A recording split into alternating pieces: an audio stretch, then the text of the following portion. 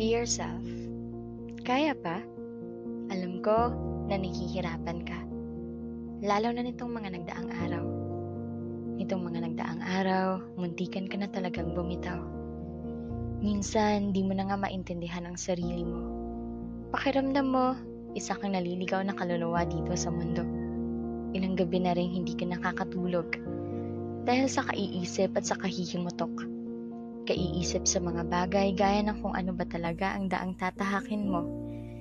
Kaiisip sa mga bagay kung ano ba talaga ang buhay na nakalaan para sa'yo. Ang puso mo rin ay mabigat na ang dinadala. Sa mga gabing puyat ka, palihim ka na ring humihikbi at lumuluha. Ilang tahimik na pakikibaka na rin ang pinagdaanan mo.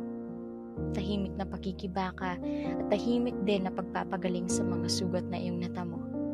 Hindi madali ang iyong mga laban, pero nananatili ka pa ring matatag at patuloy mong sinusubukan. Pasensya na paminsan-minsan kung nagdadalawang isip ka ha. Nagdadalawang isip ka kung ikaw ba'y tunay na mahalaga. Nag-aalinlangan ka kung karapat-dapat ka bang mahalin. Nagdadalawang isip kung dapat ka bang piliin. Pasensya kung nahihina ka na. Yung tipong parang pasuko ka na talaga. Pasensya kung nauunahan ka palagi ng takot. Pasensya kung minsan nababalutan ka na ng lungkot. Palagi mo namang sinasabi na sinusubukan mong maging positibo lang araw-araw. Pero nang dahil sa mga sitwasyon, di maiwasan ang isipin minsan na dapat na bumitaw. Pero grabe, kahit nahihirapan ka na sa mga pangyayari, tumatayo ka pa rin. Bumabangon at ngumingiti sa harap ng salamin. Salamat kasi kahit alam kong pagod na pagod ka na, pinipili mo pa rin na bumangon sa araw-araw at umaasang magiging okay ka.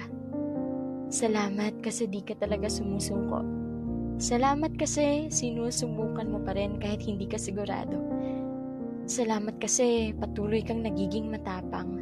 Kahit madalas ang mundo ay hinahatak ka na maging duwag na lang.